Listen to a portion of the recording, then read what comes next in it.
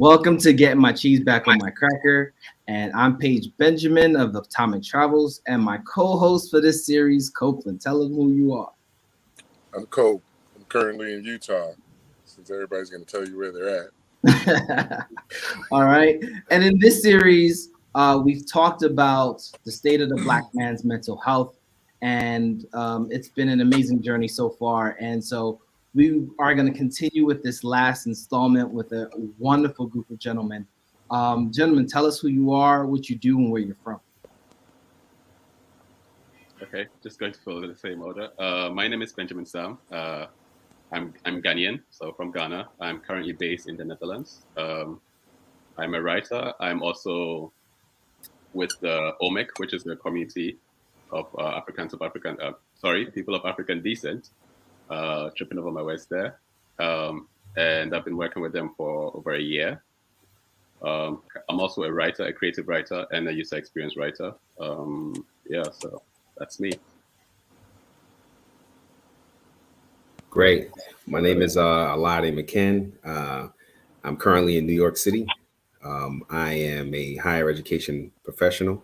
I work closely with diversity, equity, and inclusion initiatives.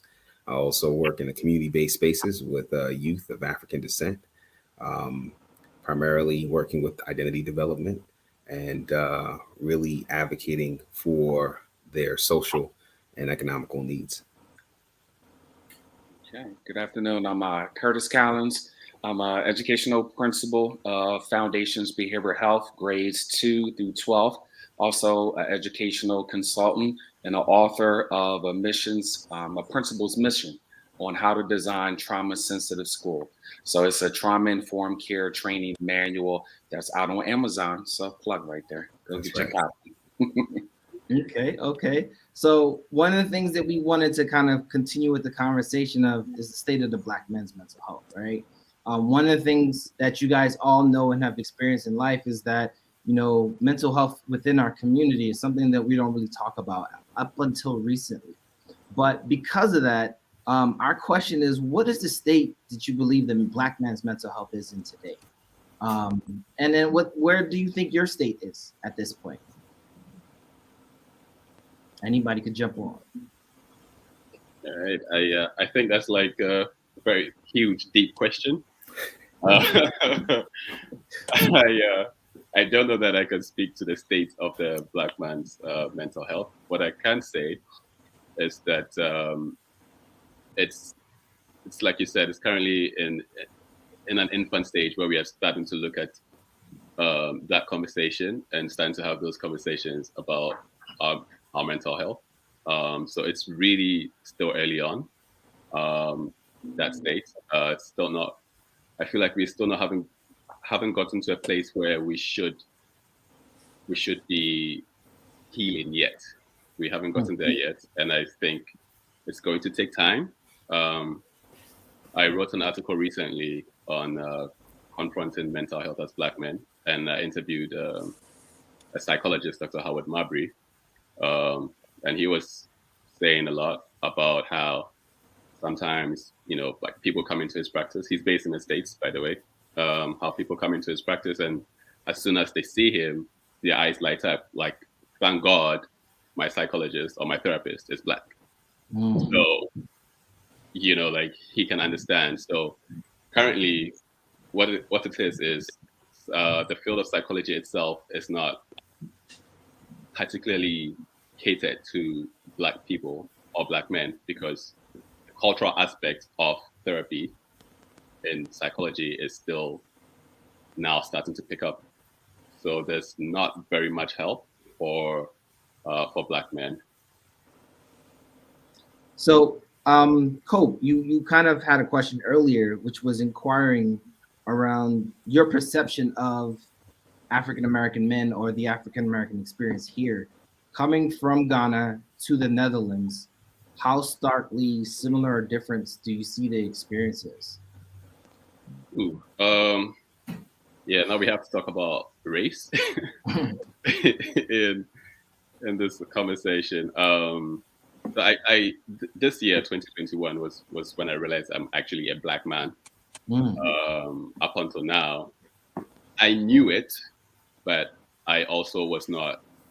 I had not really clicked. Like I was not treated as a black man because in Ghana, I'm part of the dominant race, right? So it's more black people than anything else. But over here, it's not in your face type of racial situation, and I think to a very large extent, people here measure racism against what happens in America, and so believe that some of the things they do are not actually racist.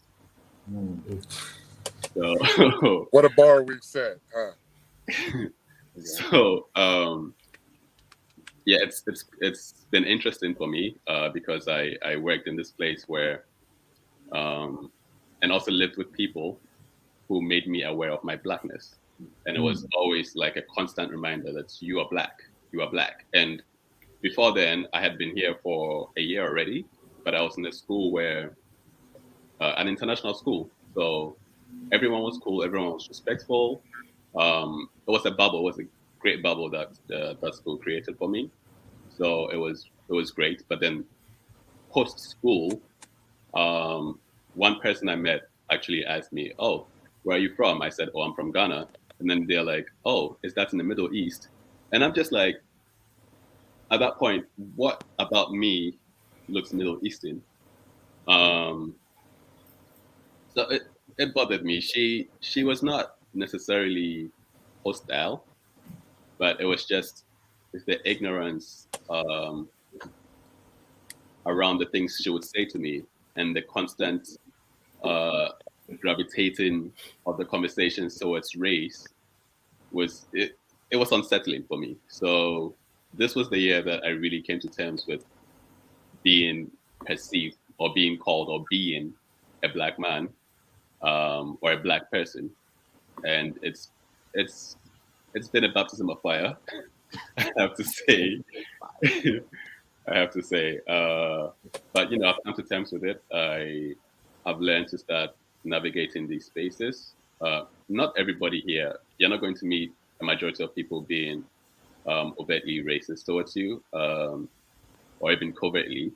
It's just in certain spaces because there are still certain people out here who think it's still not a problem in Europe or in this country. That's deep. I appreciate you sharing that because it gives, as Coppola said, we set the bar high, right?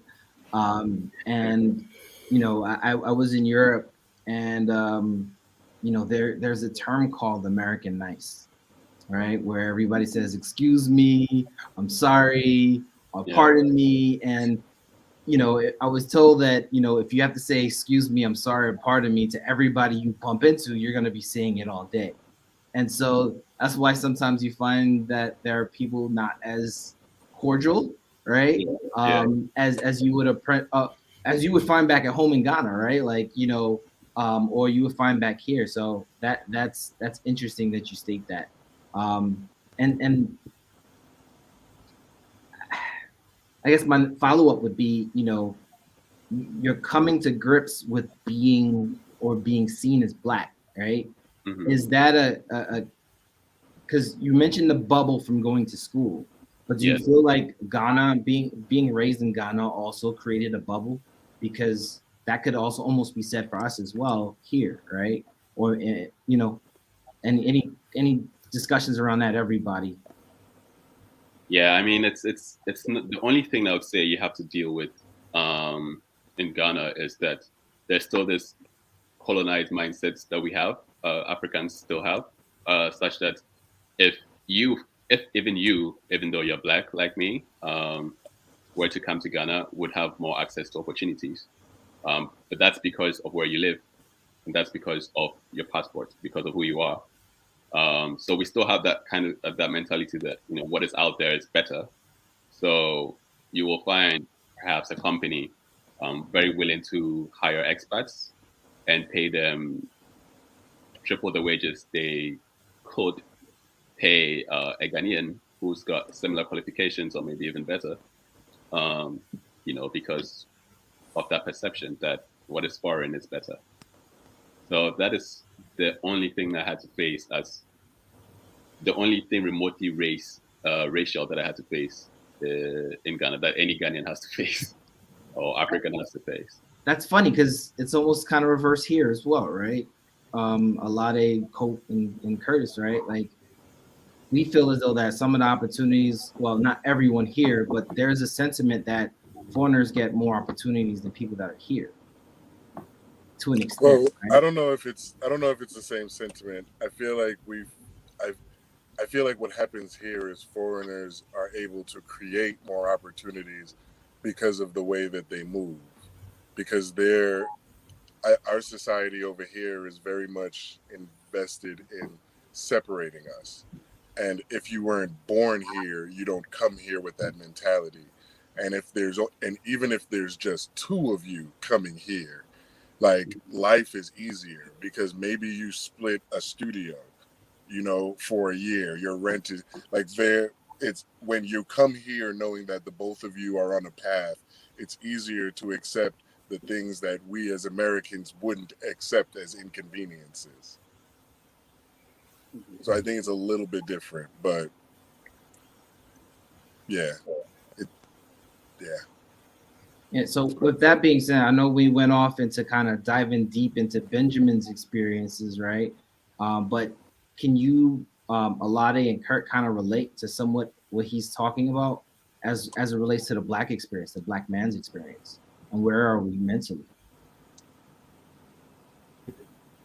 It's a different experience. My opinion, really being pretty much assimilated for decades, and our culture being traumatized where we normalize behaviors. So therefore, we walking around like everything is normal, and this is the way of life. So we experience the state of Black men mental health is making small increments of growth, I would say. First is the acknowledgement. There are a lot of starting to begin. We know that our entertainers are very influential, and they're starting to have those discussions about just awareness. So we're in like the beginning stages of really recognizing that we were impacted with some toxic stress. That's really number one. So it's sort of like right now, our state is kind of like dismantling a little bit of the stigma and the facade that it doesn't exist. It's more of, okay, it does exist. So now we need to go into different tiers, dealing with coping, dealing with, okay, how do we begin to heal? Or how do we begin the process of breaking transgenerational trauma that's there? So with Black men in Philadelphia, I'm speaking from a sense of my experience in Philadelphia, it's starting to make some small increments of growth. We have a lot of organizations. Black Men Hill is a phenomenal organization that provides free therapy and counseling for brothers, getting access to the services. But we're still at a spiritual war within our city. So that right there, it's like it's smack right dead in your face. But we do see a little glimmers of light.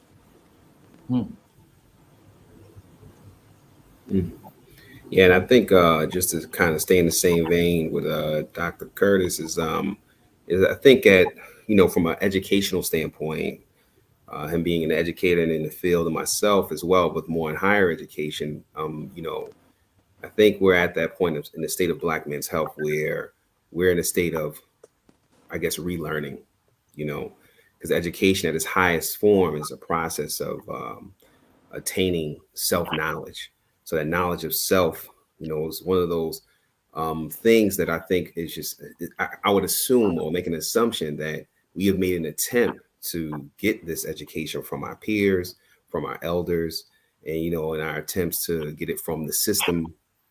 And what Dr. Curtis alluded to was that, we assimilated, to these particular needs. And now I think we're at that place where it's so vivid, it's in your face, with social media. And we have, we've done the research on educational experiences. And I think it's at this point in time is that we're searching for that self-knowledge, that knowledge of self, so we can know how to approach these spaces to properly heal, right? So we can actually identify some of the issues and see the real magic, the real power happen outside of the systems, outside of our peers who have, maybe misguided us or even guided us in the right direction. But it's more so becoming a personal experience right now. I think that we're just starting to see that happen in different spaces and places, depending on the context.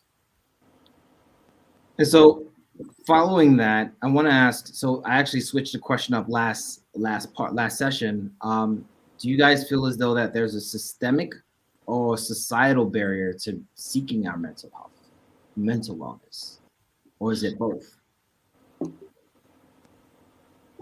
I feel like I can speak to it being societal. I'm not so sure about if it's systemic, but I don't know your experiences, so I'm just going to speak from my perspective. Here we have there's this saying in Chi, which is a Ghanaian language, and it goes Bema and Su, which translates "men don't cry." So from when you're a child, from when you're a boy, it's something. If you get hurt, if you're playing, you fall down and get hurt and you start to cry, or something happens, you want something, don't get it, and you start to cry. You are told from like when you're like 3 years old, men don't cry. Now, this is your mom telling you this, that men don't cry. So you keep hearing this. You hear it being told to other children. You hear it being told to, other boys, men, teenagers, and you're conditioned to think that men don't cry. So I think I can go back to about 4 years ago when I first saw a man cry. And this guy is a writer. His name is Niyayuke Parks. He's a Ghanaian British poet. And he was reading a poem that he had written for his dad. So here's Ni sitting in front of a few people that he knew, but the majority of them were strangers. And he's reading from his book and he starts to cry, because he had written this poem for his dad. And it was so strange to me that, a man would be sitting in front of people crying. And I thought it was also courageous to be able to do that. And, having been told that men don't cry and believed it, subconsciously for so long, that I hadn't cried even in like over 10 years, I was like, wow, I was blown away. And I was like, okay, I'm going to aspire to cry more, even in my own personal space with nobody around. I was going to try to do that. So it's just how we are built here. Like if you go anywhere, African men crying, it's something you hardly ever see. It's something you hardly ever see. There are a few videos have come out where like some guy's heartbroken and he's crying over a girl, but that's not very common to see. Like men cry or like men show emotion. Well, let me ask, because you were saying that it's a societal thing, Dr. Curtis and Dr. McKen. Do you also, Paige, do any of us not have the experience where we were crying and we were told that big boys don't cry? Yeah, of course. Like, has anybody not had that experience? I lie. It's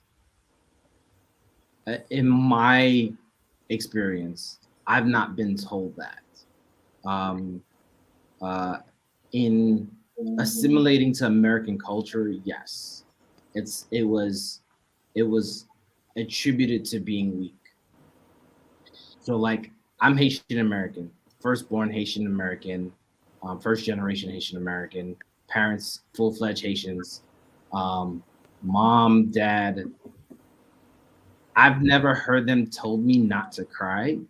It's not till something happened to me and I cried in school when I was told that boys don't cry or you're weak because you cry. So for me, it wasn't nurturing, right? It was nature that told me it wasn't okay. Let me go into it from this standpoint where I love history. I love kind of diving in deep and getting to the why of things. So when you're looking at how we normalize that behavior of suppressing our emotions, but no one asks us what happened to our ancestors. What happened when we were showcased in front of our community and had to show those signs of just perseverance, but also those signs of just being, somewhat quote unquote being strong and not, suppressing those emotions. So being showcased in that manner, it was sort of like that was very traumatic for us. Where once again we had to normalize that behavior. And normalizing the behavior was suppressing the emotions. Men do not cry. Men have to be very masculine. As a matter of fact, let's be hyper masculine in some sense that's there. So I think, see, once again, it goes back into we have to learn how to heal. And once we begin to heal, we got to reveal. It's that scab. So you know how you got that scab and you put that Band-Aid on it, and mom said, no, take the Band-Aid off because it won't heal properly or in a faster sense. So we have to really, and I think that those are some very egregious acts that occur to us where, grandmom and grandpop don't really talk about it. That's there because they also don't talk about how his masculinity was taken from the slave master, which put him in the space to be hyper masculine. So I think that with our family, it's kind of like really rattling and shaking up, like getting just really shaking up the box of saying, you know what? No, we're going to have these candid conversations that's here. You got that one uncle, like, why does Uncle, Jim, he hitting that bottle really hard? Like, yo, tell me what happened? What happened in his childhood? What happened that he is really trying to suppress those feelings with substance abuse? Why can't, let's go a little bit deeper. Why can't aunt such and such have children? How many of our great aunts or aunts that's currently cannot have children? So, you talk about that medical apartheid that's there. So I think that with our society, sometimes we don't be revealing those layers or we're uneducated about those layers. But that is the way we have to heal instead of just, I'm going to just learn how to cope with it. So for me, it is systematic. I think it's for myself. I think it's a little bit of both. I think from my perspective, I was never put in a place or a position where I could not show my emotions. However, I think society is set up in a way where men ought to look like a certain way or act a certain way or respond a certain way. If you go into different arenas, depending on if you're in the arts or if you're into where maybe showcasing your emotions in different ways is applauded. Maybe in sports, you showcase your emotions in different ways, maybe through aggression, through your stamina and strength.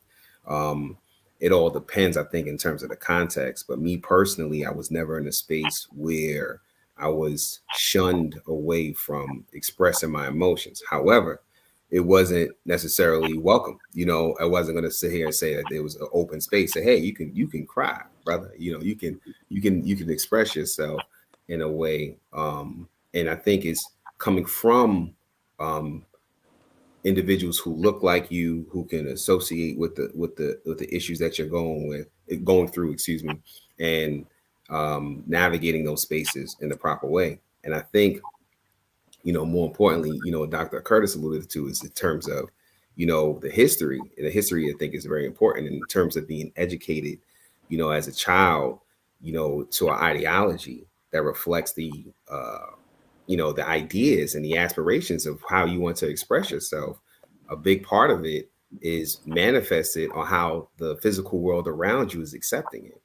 And most times, in most spaces and places, is that we don't pay close attention to the proper care and treatment that we need to attain in order to be able to express ourselves properly and understand where it's coming from.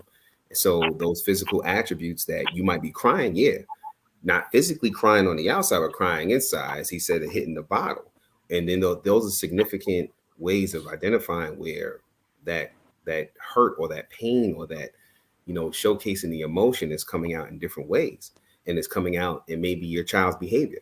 And they be saying, "Oh, he's just bad." No, he's crying inside, or she's crying inside, or they are crying inside.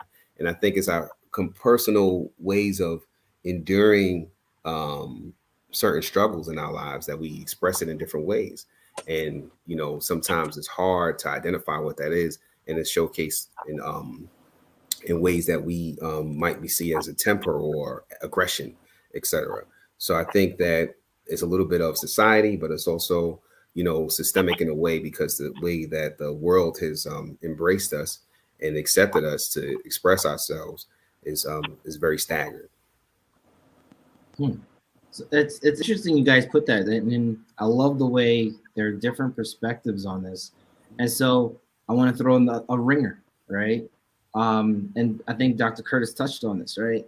These societal norms, were they originally defined for us, right? And part two of that is, are we capable of creating our own norms moving forward? I think we are. But once again, let's be careful, because we cannot use the master tools to really diminish his mansion. So we cannot think that we're going to go into their system and try to dismantle. We got to create our own. So we got to look at how can we be very methodic and kind of like, here's what we're going to do. Here's the new cool that's there. We're very creative people. People love our culture, our mannerisms, our dialect. They love everything about us. Just the way we have our hair, and we wearing a baldy, we go our beards, whatever. Like, they just love just our whole entire vibe, our aura. So I think that we're very influential people. I think that we can, but it has to be really continuity as a culture. That's the key right there. We can't look at it like, oh, you on some old go back to Africa stuff, and I don't, bang with you. And we gotta just like you guys mentioned earlier, we really have to unlearn what we learned in school and in our society, so they can happen. And I want to piggyback. Go ahead. No, I was just gonna. Go ahead, Cope. I've been talking too much. Go ahead, Cope. I'm gonna let you talk. Well, I just wanted to really piggyback off of that, because I feel like only in the I just felt in the moment that I needed to say, because I was like literally spiritually feeling what you were saying, Dr. Curtis. But I want to point out where we are, and I love the positivity that even though as we are suffering as Black men, we are seeing the growth.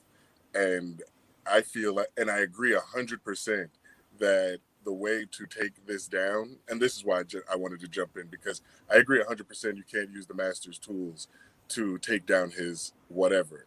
Now, you can use the master's tools to go get more resources. So I'm okay with that.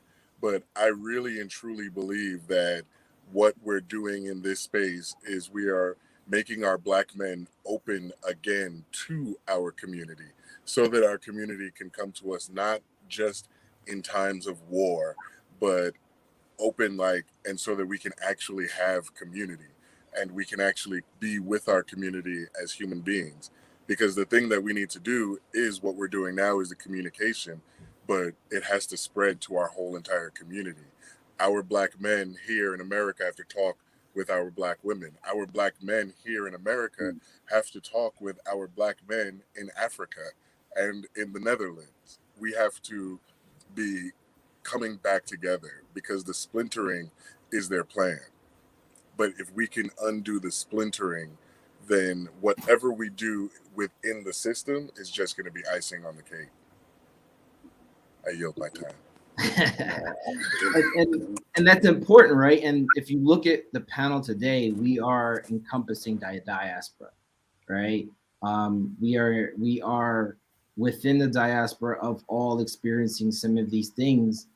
But had we not had Brother Benjamin on the call, we wouldn't have understand his perspective, right? Absolutely. For the longest, and I'm just gonna speak from my experience and from what I've heard around me, is there's a sentiment about Africans coming to United States feeling better than the Americans, Black Americans, right? But then there's a sentiment of Africans coming into the United States feeling like the Black Americans feel like they're better than the Africans, right? So there's been, I think, to Copeland's point, a systemic / social construct put in place to make it such that the brothers and sisters from the same country or the same continent are at constant battle against each other.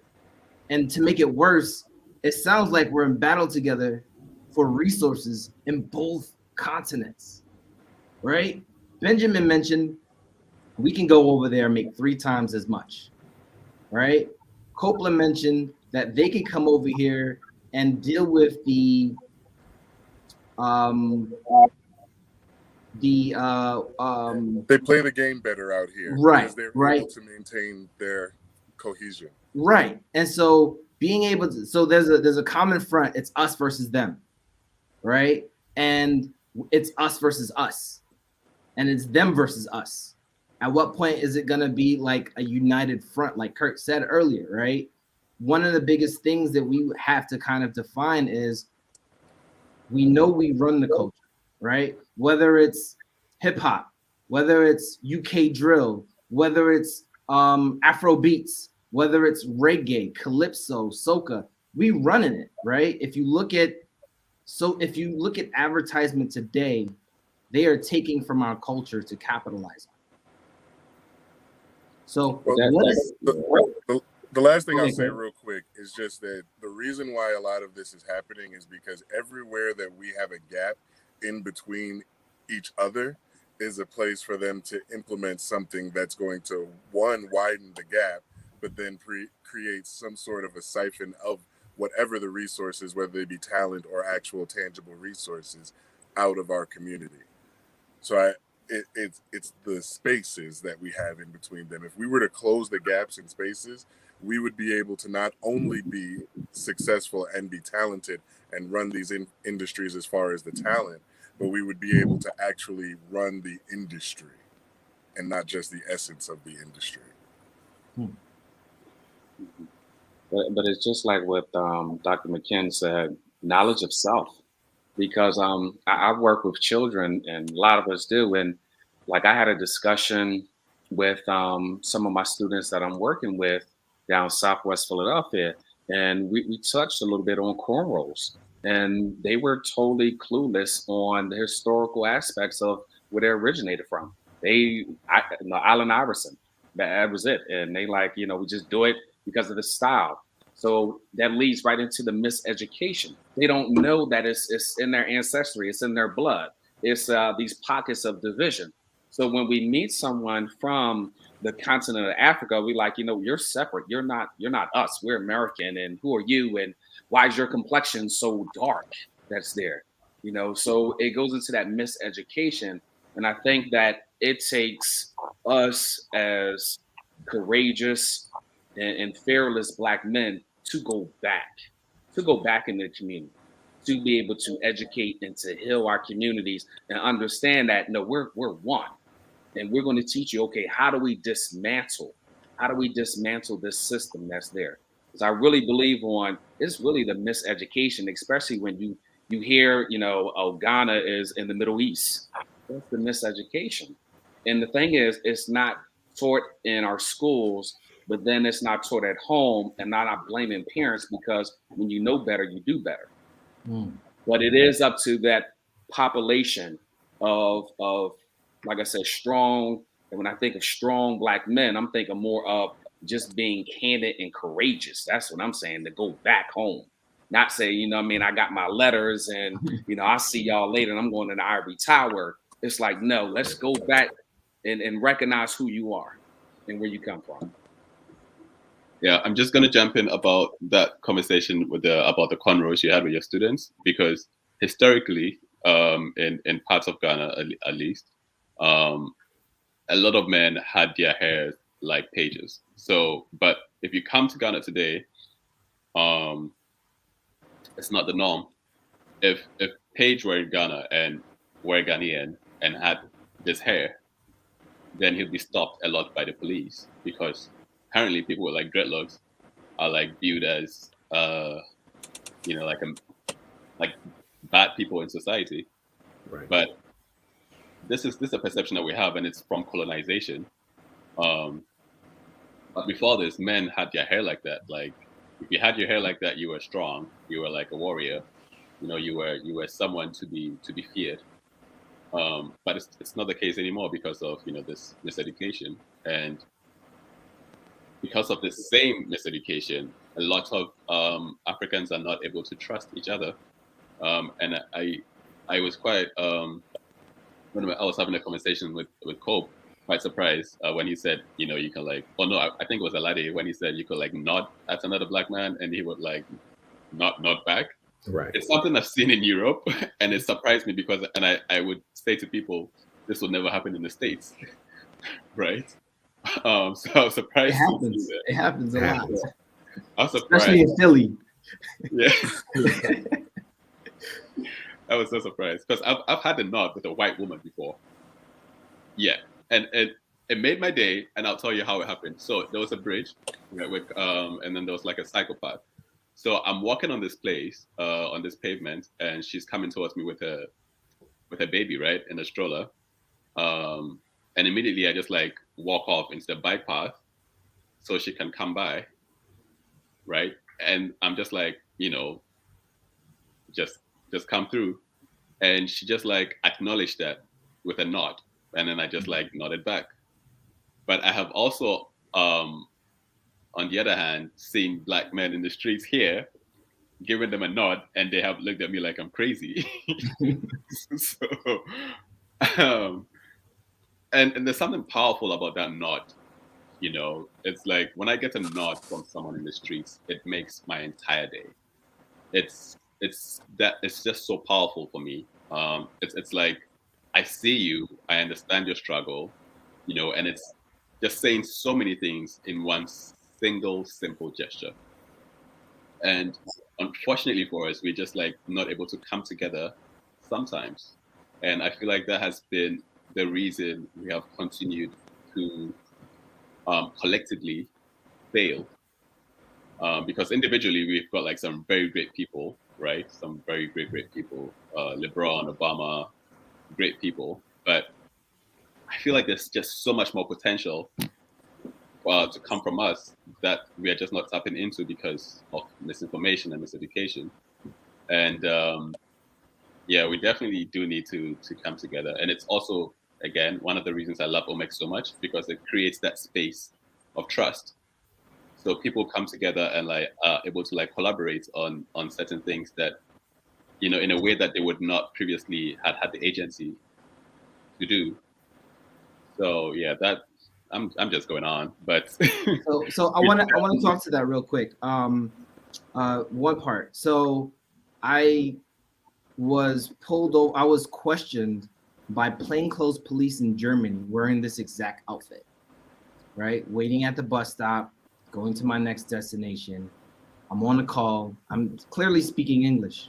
They asked me for my papers, right? And I'm thinking, well, I'm speaking English. I'm just chilling. I'm not doing anything. So I kind of dismissed it the first time they asked me, right? Thinking I'm on the phone, leave me alone. American privilege, I will say that, right? And then they asked me again, and at this point they were serious, pulled out their badge, and they were like, well, we have a lot of refugees pretending to be American, pretending to be this, that, and the other. So I was kind of like taken back and had to realize it was like, part of my friendship, this shit happens everywhere. Like, I don't think I've been overtly profiled in the United States, right? And I'm lucky. I'm one of the lucky ones, right? But it was weird to get that experience. And the crazy part about it was I was with 5 Black women who rushed. When I say rushed to my defense, one of which spoke pure German and was berating the police officers, trying to understand why are they bothering me, what's going on. And so it's crazy to see that this happens elsewhere. And the next part of this conversation is going to be the influence that the women in our lives have in our mental health. So I definitely see what you're talking about there. I know I took it on a tangent, but we're gonna bring it back. So with that being said, these systems or the societal norms, right?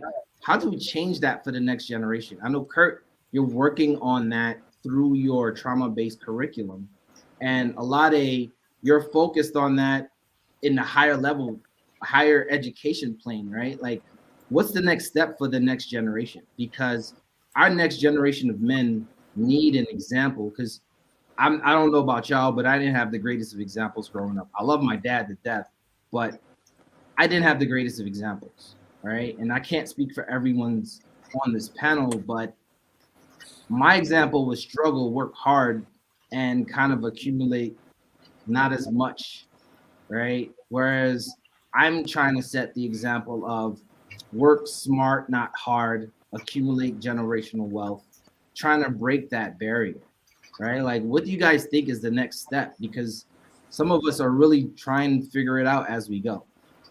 Well, as a person that's stumbling down the stairs as we speak, I will say that I hear what you're saying. I feel almost the same way, except that I feel like that was a good example because our parents are like, first off, the universe has a funny, like a sense of humor because at the level of intelligence that we are at, like me and you personally, to have first generation immigrants come here and have to not only be trying to assimilate with American culture and whatnot, but now to have a child who was born in American culture who's intelligent enough to assimilate a lot faster than they are. Like it's almost unfair. But I look at my dad, and my dad was the same way. He was a hard worker. But in his hard work, he knew that he didn't want to work hard, but he had to. So he wanted to make it better for me. And so he was trying to push education as the way for me. And I appreciate that and respect that. And now for my son, I understand that as smart as this kid is, it's going to be almost impossible for him to grow up and not be educated. So what's his next step? And his next step for me is understanding your strength, power, and intelligence and turning that and being a protector of the community. Like you are now a pillar now. Like you're that's your goal. Everything else don't like that's all a given. Like you don't have to work harder anymore because your dad understands that he watched his father work hard. So now he understands the work smarter, not harder. You don't have to worry about education because if you ever see the things these kids are watching on the tablets, like my son is a 3-year-old telling people what a dodecahedron is. Like it's amazing. But what it is that we have to, I believe, instill in our children is that connection because it's the connectivity that creates the community. So the seeing everybody as a human and treating and respecting everybody as a human, understanding that power is used not for gain, but for protection and service. So that's kind of like, that's what I'm doing. And like you said, I'm figuring it out as I go along. So I don't know if that's the right path, but it's the one I'm willing to die on my sword on. Oh, I yield my time. Sorry. Over. Anybody else? What's next? What's the next path? I feel like the conversation, at least in the States, is it's more advanced than back home. There are a few therapists. I think there's one lady called Thrive. She's got an Instagram page called Thrive GH. So there's a few people trying to like just not even just with men, but with women as well, just like to let them know that it's okay to be vulnerable, that it's okay to give yourself a break. But we are so far behind in this conversation back home that I don't know, it almost feels like it's going to be decades before we can actually start to address mental health in Black men. We've got me Parks, like I was mentioning him earlier. He's like one of those few like academics / writers or creatives who are actively trying to address some of these things, but it's just not the same. Like, I know it's not a lot in the States, but it's even worse back here, because if I'm not wrong, I think suicide is a crime in Ghana, if I'm not wrong. So basically, if you try to commit suicide, make sure you die, because if you don't, you're going to be arrested. We don't have like we've got a call it a mental hospital, but it's not really the advancement is not really there, and it's not, the topic is not something that has been identified as important enough, that we have it. So it's, from my side, this is how it is, and I only started to think about this 2 years ago, when a friend of mine committed suicide. So that's when I started to really think about this, and when I started to question my own self. So currently, what I'm doing is I wrote the poem, I wrote the article, and I've been thinking what to do next. Like you were asking, Paige, and I'm like, okay, maybe I could start with like writing a blog. I could start with just like creating that awareness, because now what we have to do, or what I have to do, or people like me who are interested in the topic have to do, is start to create that awareness around mental health and around vulnerability, and why it's okay to be vulnerable as a Black man. And wanted to chime in with real quick, and I think is kind of what this platform is about, right? Like, myself and Ashley are more than happy to join that journey with you, and I believe the gentlemen on here in past episodes are more than happy to join that journey with you. We will help facilitate, organize. We all have understanding of our roots, or where our roots come back from, right? And I mean, in this scenario, Ghana would be the first step, right?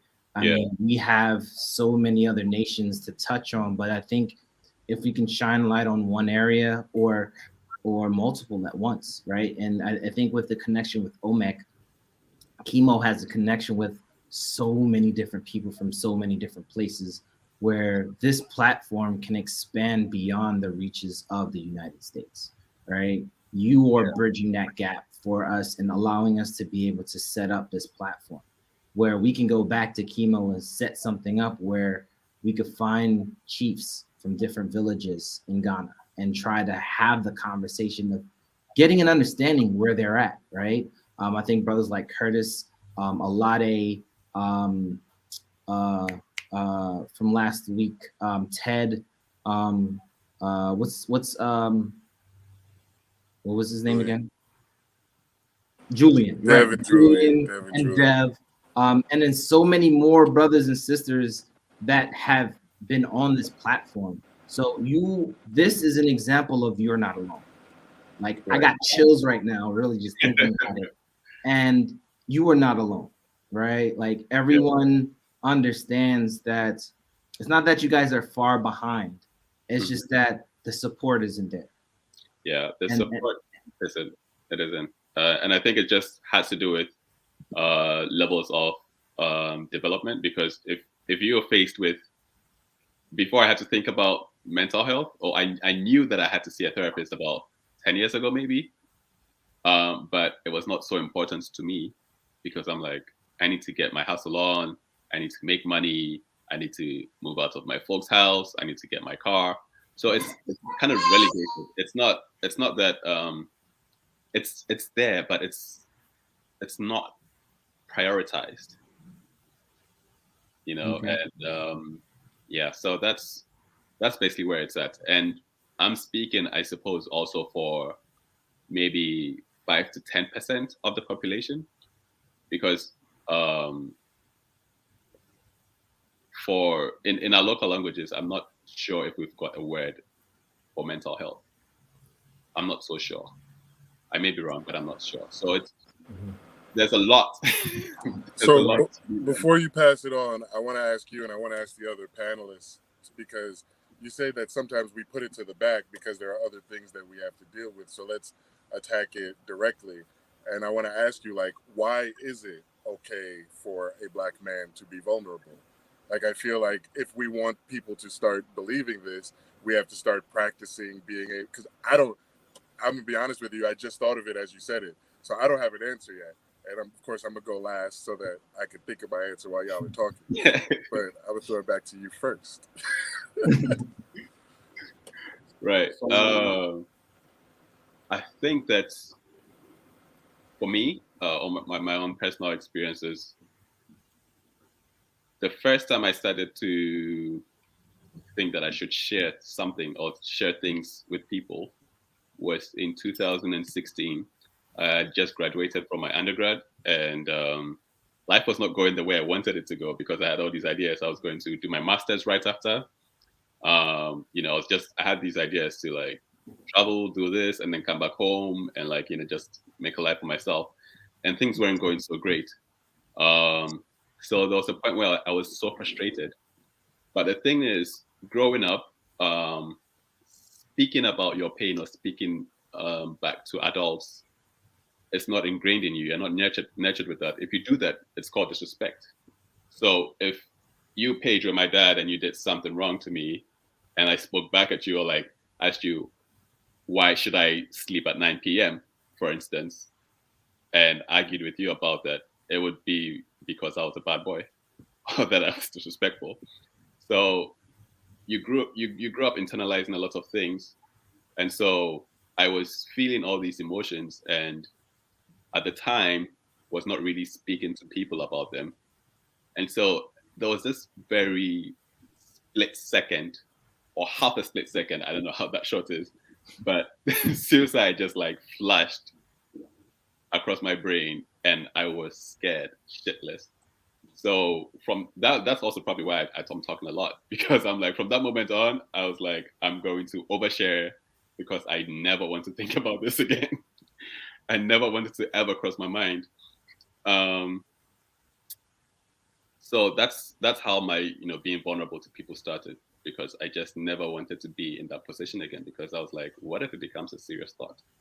And that really scared me. So fast forward 2 years later, I was supposed to meet with a friend, and so it was a Monday, and I was supposed to meet him on a Thursday. And I'd hang out with him a few times. He was like an older brother to me. And then he was just not, answering the phone when I called him, when I sent him texts, or no responses. But that was kind of normal in our relationship, because we would just like not speak for a while and then come back and just like catch up, and it was great again. And it was such an amazing friendship. So I just go someplace where I know he used to hang out sometimes and find out that he had died and been buried, that he had committed suicide. And I had not a hint from him that he was going through something, because I thought he was doing great in life. I thought, I want to be like this guy. But apparently he was not satisfied with his life, from the snippets I've heard from people around. And now he's gone, So for me, like being able to come out here and talk about mental health, it's because of him. It's because of that loss. Because for a long time, I was like, I've been the person that has to be responsible, the person that people look up to for things. And so when I found someone I could look up to and that I liked, that I could relate to, that made me feel like I had a big brother for the first time in my life. I was thrilled. And, so like him not being here, and every year that passes, I think about him, because I would speak to him about my achievements, like everything. So whenever I achieve something, it's hard because I'm happy that I've done it. I'm proud, but I'm also sad because I cannot share with him. And so that's why I'm like able to be vulnerable, why I feel like it's something I want to talk about.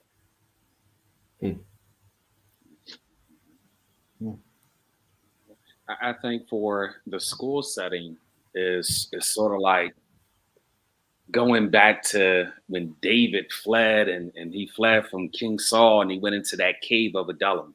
And when I think of that cave, it's like, that's where I'm at right now. This is my man cave. And the man cave is where we had these candid conversations and we really are in a state of vulnerability. So it's kind of using, so when David was in there, he also had a number of men that he galvanized that came in there, and he built like this phenomenal, like like troop of warriors, that came out of there. So I kind of use that story in the sense of let's go for those alpha males, those alpha females inside the school setting. Let's get them. Let's first, we know how influential the football team is, right? And the basketball team has the swag. Let's go after the football team players and really start to help them to really process and make them aware of their emotions, but then also make it cool where it's cool to be vulnerable. Now you galvanize that group of children and you say, let's go make this change in our school culture. Because we understand that I can go in there and try to motivate and inspire the kids, but my students are going to listen to their peers first before they listen to me.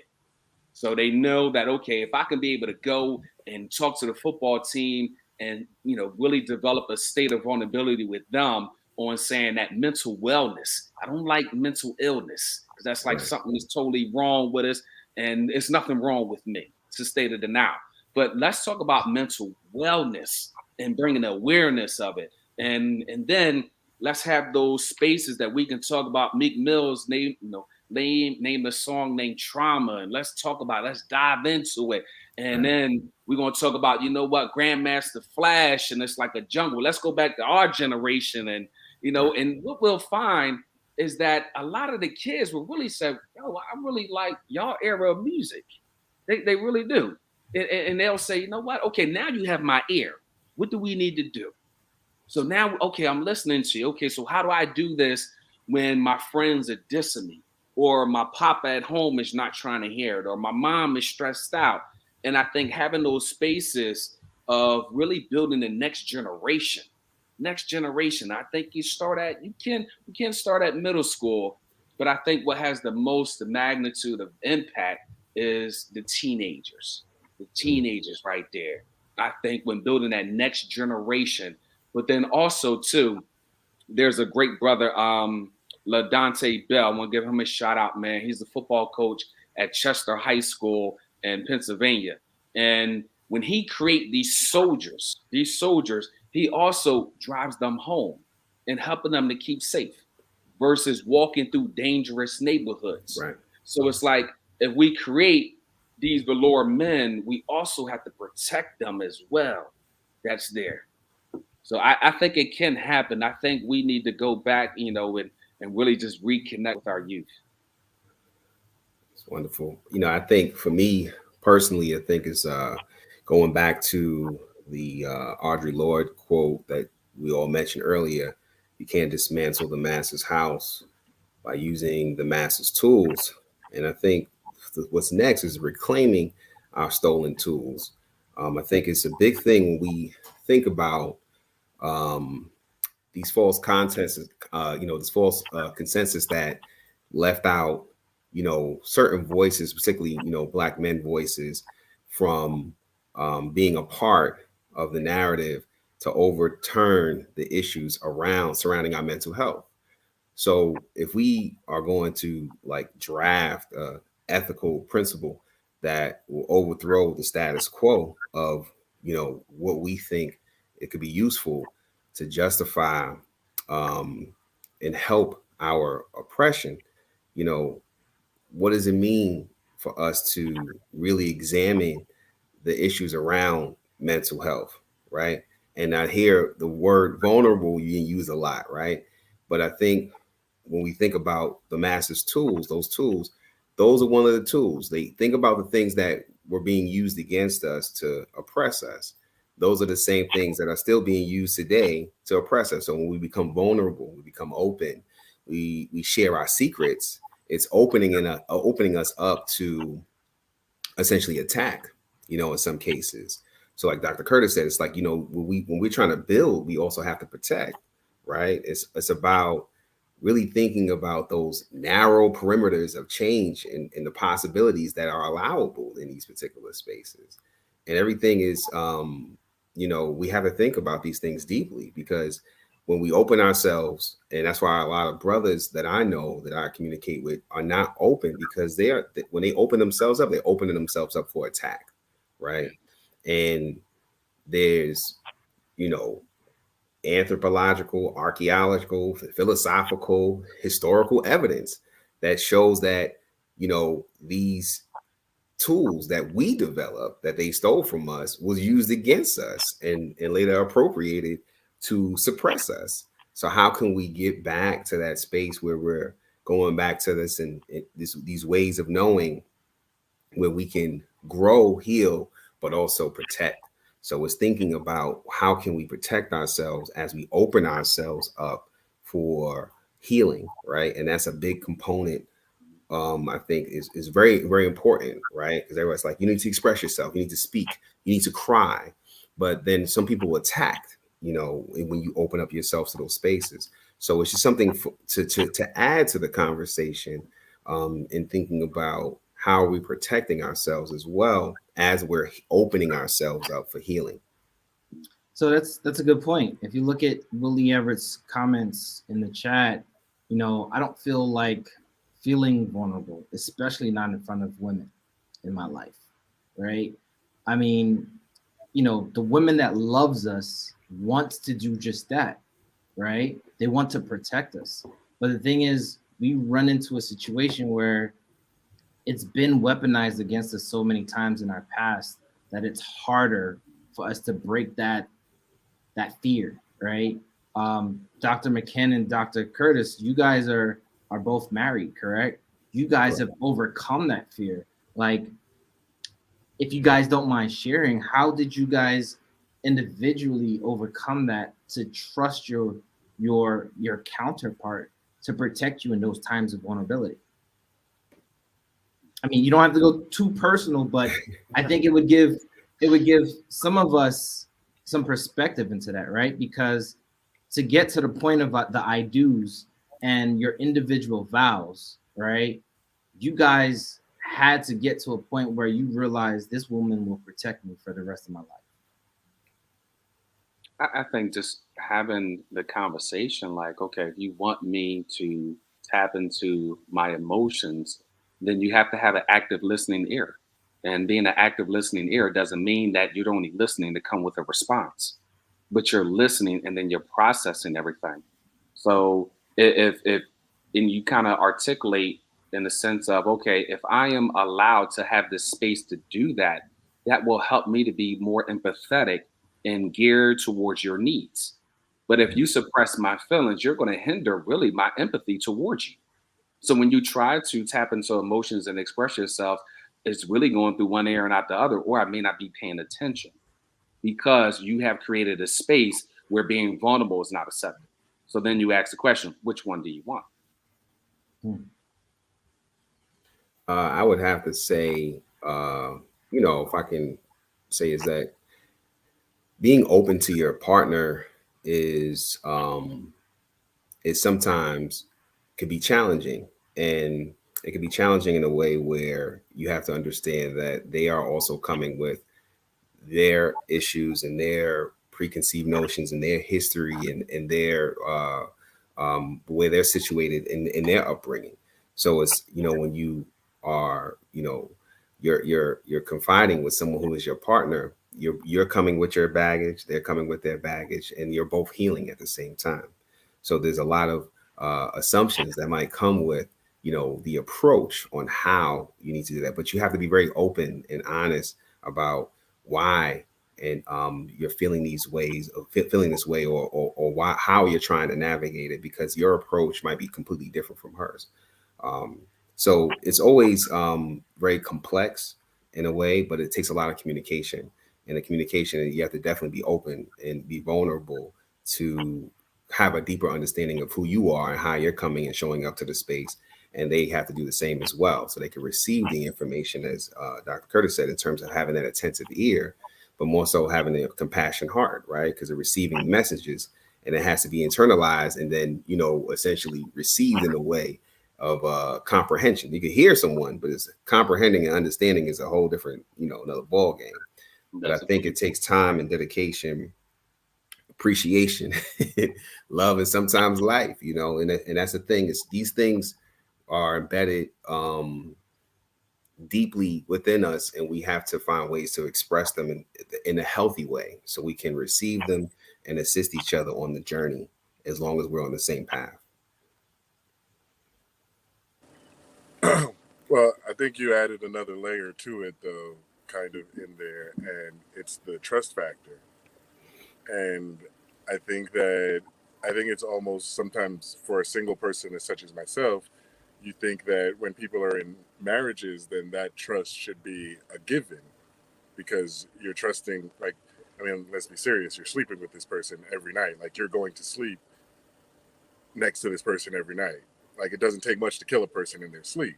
So that's just a certain level of trust that every single day you decide to trust this person with your sleeping body. But it's also a necessary thing that we have to start developing community wide as well, where it doesn't require any type of relations in order for the trust to exist, except for the relation of the relationship that you have. Like, I have friends and I know that I trust my friends to where I can talk to my friends. Like, I realize more and more as we go along that I do vent. And I have friends that I know that I can vent to. And I have people I know that get in the way when it's time for me to vent. And I end up accidentally venting to them, but they be the wrong people because I always end up calling Alade afterwards. And he always says to me, "You're always talking to the wrong people." Yeah. But I think that we have to, somebody, I was just reading the comments also, which is why my eyes were going up and down. And two things were said that were very important. One is that the safe space has to be held for the men because we as men, if we have to hold that space to be vulnerable, we're doing it with swords. So now the space is not actually safe, but it's a potential battleground at all times. So we're asking for the women to enact their power in creating this safe space for us to be vulnerable. But then there's also was the point being made of after we're done being vulnerable, for that vulnerable time to not be perverted and for us to be allowed to leave that vulnerable time and go back to slaying dragons without somebody telling us that we were crying just a few minutes ago.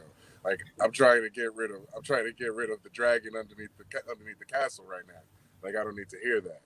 So that trust factor and the trust, one, that you can do that without that coming back is very big, and it's what I'm believing that I'm hearing that is being asked for. You know, if our women are still out there asking us what we need. But I think one thing I want to mention too, again, just to kind of go back to the attentive ear, which is I think is super important because the tongue, the mouth, the voice, the words are instructions, right?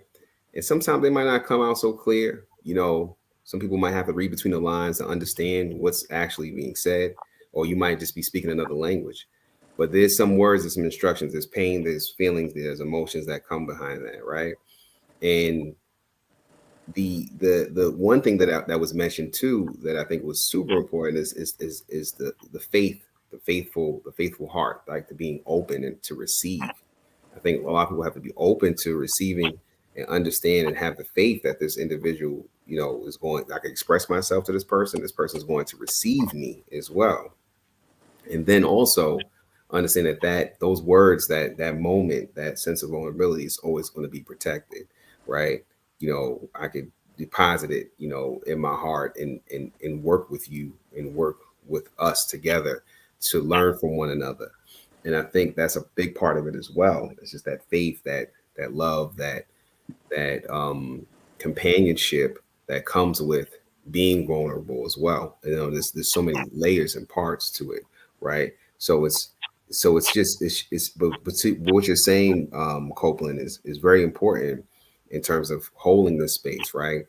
But holding it in a way where, you know, we can come and go and as we please, because I think a part of healing is trying to understand what you're saying, how you're saying, and, you know, digging deeply into yourself, and not, you know, someone trying to dig deep within you to try to get out what you're trying to figure out yourself. Because what happens, they digging deep in you and they pull out something that they can't understand, and then they judge you upon it, right? That happens as well. So it's just being vulnerable is very tricky. And it leaves a lot of room for some things to go left, you know, just to say that. Yeah, and I think it's you know, the first session, one of the brothers mentioned not to dump, right? Like, you got to know the strength of the person that you're dealing with. right? Some people you can piecemeal the information. Some people you could provide larger scoops, right? And so I think to Alade's point is like being able to understand the person that you're dealing with's ability to consume and deal with the information that you're providing, right? Like, and that's from both sides, right? Like, I remember the hardest thing to have to deal with in my past relationships was someone having gone through a traumatic experience as a child, right? It's like, all right, how do I, and once again, this is also something that I've learned through this platform is I was doing my best to avoid triggering her, right? But I was taught or told that it's not my job to worry about her triggers, but my job to be mindful of them, right? And I don't know exactly what will trigger her. It's just be sensitive to the fact that these are things that has impacted her in the past, right? And so with that being said, you know, it's important that we understand our mates, right? To the point where just being vulnerable doesn't equate to being safe, right? Being vulnerable is just one part, and I think you guys all hit it on the head. Is knowing the person enough to share that information and know that they will be able to handle what you've provided them. Because the last thing you want to do is drop a bomb on the person, and you've now added more stress onto that person because they want to protect you. They're actively trying to figure out how to, I don't want to say fix the situation, but make it so comfortable for you that they stress themselves out. You know, and so we just got to be mindful of the information we share, how we share it. I'm not saying hold it all in, but we got to know the strengths and the abilities of the people that we're with, and that's both sides, right? I think some women know that some men can't deal with that they've been sexually assaulted, right? So all women aren't going to be open to share that with men, right? You have to be a different type of dude to understand that and deal with it accordingly. And some women can't hear that a man's been sexually assaulted and deal with that in an appropriate way, right? So I think we just got to be mindful of the people that we're dealing with and sharing in due time, unfortunately, right? Like sharing pieces of us that we know that in the times that we share it, that our partners are able to kind of deal with it. And so Kurt, coming from a trauma perspective, right? How do we, and not just the trauma perspective, but the historical perspective, how do we unite the family back as Black men?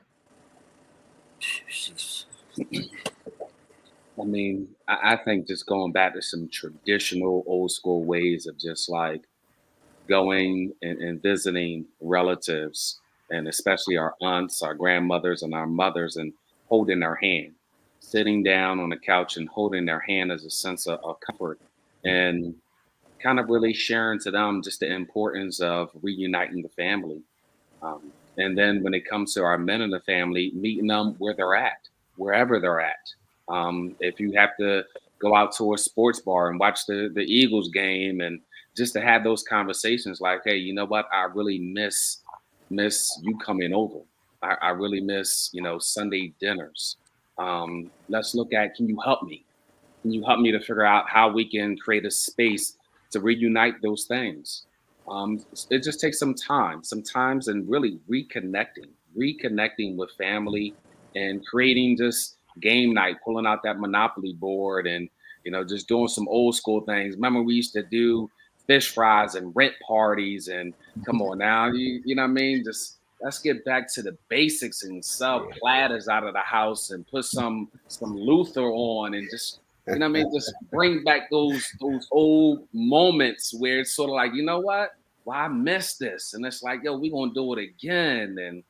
But there are times that I have invited friends and brothers and uncles to just be out in the backyard or just be in front of the garage and just create a circle and just have some libations and just rap, and when we rap, and it's more like, it's not how are you doing, but it's like, how are you sleeping? You know what I mean? How's your sleeping? How are you eating? You know what I mean? Are you able to eat? Are you able to rest? What's weighing real heavy on your heart and your mind that you feel as though you cannot release. So it's more like going deeper in those probing questions, because once again, if you create the space that's nurturing and supportive, family will come back and reunite. You just have to be very intentional. Right. Now, I know I directed this towards Dr. Curtis. I want Alade and Benjamin to talk on it, but I want you guys to kind of touch on it as well. Yeah, I think you go, Benjamin. I know we've been talking. Yeah. So, Benjamin, I want to kind of take you to a different place, right? All right. So, you generally are coming from a traditional African community and vibe, right? Where men and women talk purposefully, right? Like, there are gender roles.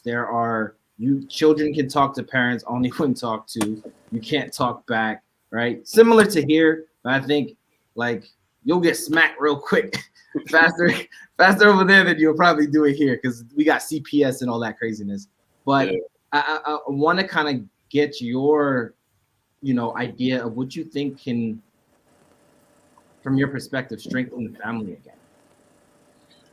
Or not again, but strengthen it now that you have a different perspective. Yeah. The one thing that I will say is family is such a strong unit of life back home that your auntie is going to be up in your business asking when you're getting married, asking when you're gonna have babies, and it's a bit toxic, but that's this family is just so important to people. And on the flip side, and I know it's not like the same in maybe Southern Africa, but in West Africa, being like a single parent it's kind of frowned upon, kind of. Whereas in Southern Africa, I know it's really it's normal and it's accepted, and But the one thing that I would say is that if I were a parent, I would encourage my children to speak to me. I would give them agency to be able to just say what's on their mind, to tell me what they want, to tell me why I'm wrong, where they think I am wrong. I would apologize when I am wrong. And I think that's something that parents hardly ever do, is when they realize that they're wrong, they just go quiet. And then the conversation moves on. And so you have children growing up for 20 plus years, and they don't even know how to apologize to their girlfriends or to their wives because their dad never apologized to them when he was wrong. So that's where I would change things, in the family. But pretty much in certain communities, when you go there, we've got something called By the Fireside, where people just like come together and tell stories. You learn about, our history is not really written down. It's passed on orally, predominantly. So telling stories is a huge thing in families. Inviting people over for a Sunday lunch, for like fufu or something like that. It's stronger here, I would say. I say here, but I'm in the Netherlands. Stronger in, So I don't really have too much to say, except that I would love for parents to be friends with their children. I think that's the key thing. That would strengthen definitely families better.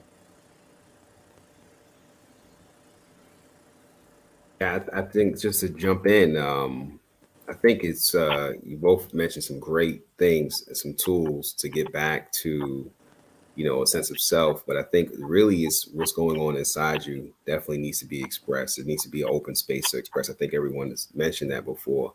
But I think more importantly, to the old school way of doing things and the indigenous ways of doing things, and building back, the sense of nation building and the community and the sense of agency that was around, in our history, from freedom schools to places where we're, civil rights movements, etc. There were spaces and places where we got together for a common cause. So it's really just approaching, ourselves and our families, looking internally to saying, like, what is our cause? What is our ideology? What is our mission? What is our vision? What are we about as a people, as friends, as a community, as brothers, whatever organizations we're a part of, or, school systems we're a part of. What is the goal? How can we move together? I think that sense of togetherness, the sense of community, the holding the hands and, lifting each other up and, really watching over each other and protecting each other, and then expanding that outward is going to be the tool that we use in order to, sustain some type of, abundance in our lives. I think those are the things that I deeply think about, and trying to make sure that you emulate these things and not promote them in a way where, it's for, social media purposes, but like really be authentic, be true to yourself, and really know who you are, right? It's just like really do that soul search and digging deeply within, so you could be able to show up to the party, right? Knowing that you are, hold an intricate role and you're a part of a larger movement, a larger system and structure that is really based on the foundations that you all came together. And rather than, speaking out to the world and the world speaking back to you, you don't have an answer. Then the world tells you who you are and what you're going to be, and tell you how to walk and talk and move, which is essentially happening now, right? We're looking for it and we're just finding it in the wrong places, right? We're looking at those things that, are not necessarily essentially attached to us. So it's just about finding the root of, who you are by looking behind you, this whole Sankofa mentality, looking into your history, as Dr. Curtis alluded to, in terms of just understanding where we've come, where we are, and where do we want to go, and we can just start there. Super dope. Super dope. Like, I like what everybody said, and Benjamin actually hit it on the head. Our stories are told through word of mouth, through communication, right? We are so used to them telling history that we are not telling our story. And the more we communicate with our grandparents, aunties, and uncles, like Kurt said, like, we can pass down, like, how many of us really know our family medical history? How many of us know which parents have what conditions in their backgrounds? We don't, right? Because some of these things aren't passed down because they are embarrassed, right? And what we're trying to do is break that barrier. We're trying to break the barrier of, you know what, I want my great-great-grandchildren to know I suffer from bipolar, depression, or what might have you, because they might have an understanding of why they're feeling the way they're feeling, right? And that's what we're trying to do, make sure that these conversations can be had. I think everyone here mentioned the power of the words, right? The power of the words that come out of our mouths are important, and they go through generations. And so I appreciate you all for really jumping on, because this conversation alone, we went from the talking about the mental health of the Black men as being one that's developing and growing, right? We talked about that the barriers to our wellness is systematic as well as societal, depending on where you're from.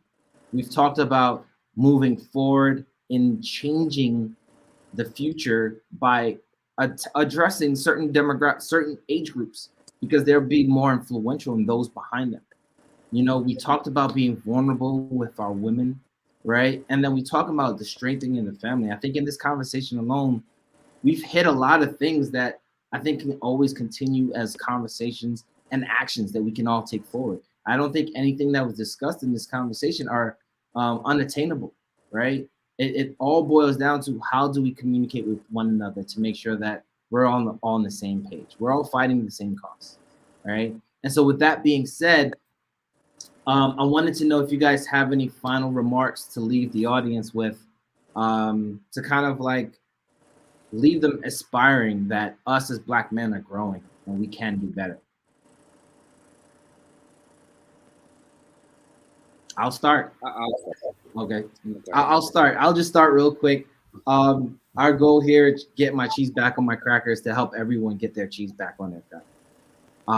Let's protect our peace, right? We are not all one piece to a puzzle. We have multiple pieces to us. And we have to protect our peace by finding safe spaces that we are able to heal within. If we can't heal within safe spaces, then it's almost impossible for us to heal. So we have to create these safe spaces. And getting my cheese back on my cracker is one of the safe spaces that we are trying to create for our community so that we can be better.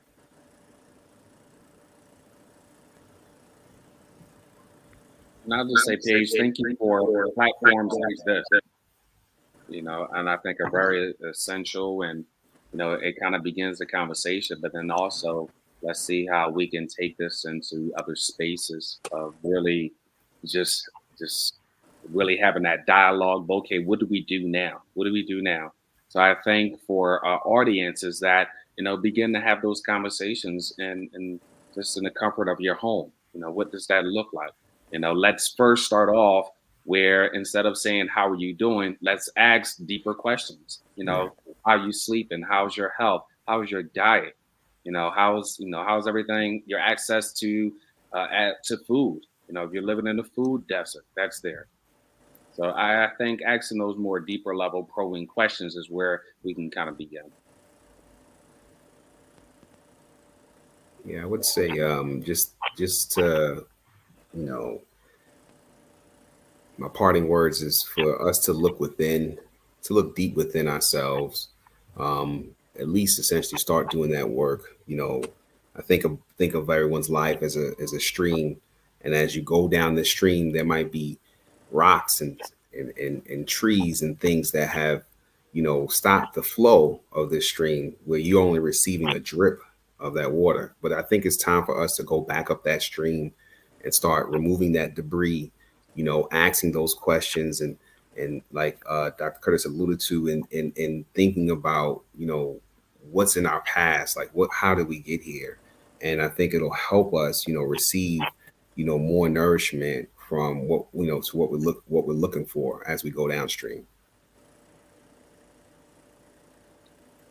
Stuff. I would say that to the audience, self-reflection, just like every week, just ask yourself, why did I, walk on the left side of the pavement instead of the right? Why did I speak to someone in a certain way? Why was I offended when someone spoke to me in a certain way? Was it what they said, or was it how they spoke to me? And just like continue to ask yourself just these simple questions every day, and you are going to learn a bit more about yourself every single time that you do this. And it's going to be like the beginning of you trying understanding who you are and how you want to grow, where you want to be in a couple of years. Like at the end of the year, we've got this whole new year, new me type thing. Like at the end of the year, what have you identified about yourself that you want to change?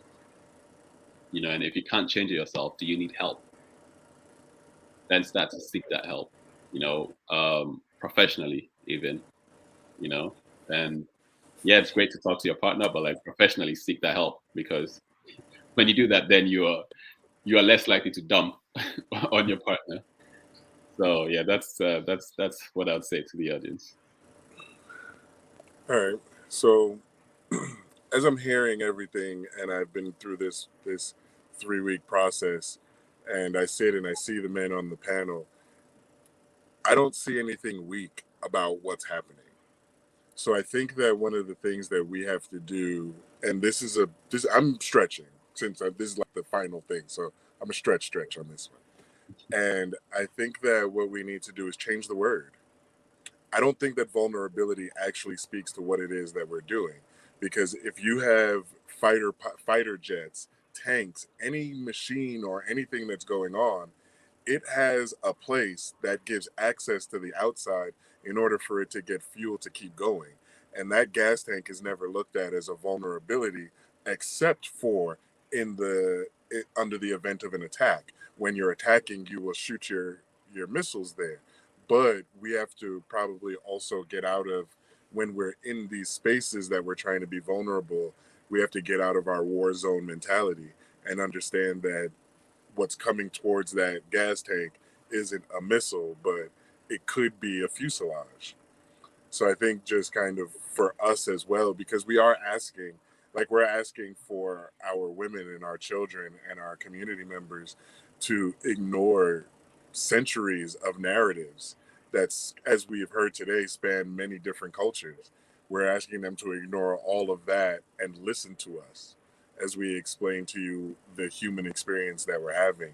So I think that we also, in that realm, in order to respect that space that we're asking for, we have to also be ready to receive the nourishment that they're giving. So I'll yield my time with that. Awesome. Well, thank you all for being on here. Thank you all for joining the conversation. The last thing I want to say is check on your strong friend, right? We all have that friend that we go to for everything. We talk about everything. They consume it all, listen to you, and provide as much guidance and hope. Check on them, because as they're replenishing you, they may not have somebody replenishing them. All right. So with that being said, I love you all, and we're going to end the broadcast.